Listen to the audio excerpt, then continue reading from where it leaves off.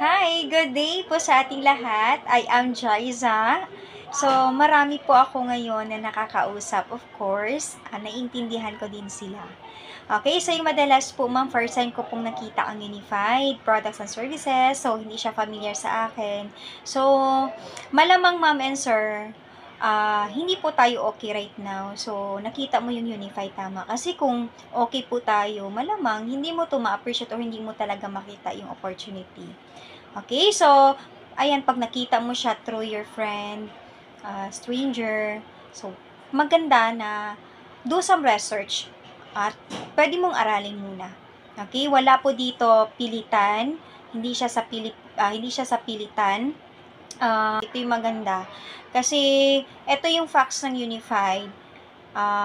Ito po na pwedeng makatulong din po sa inyo.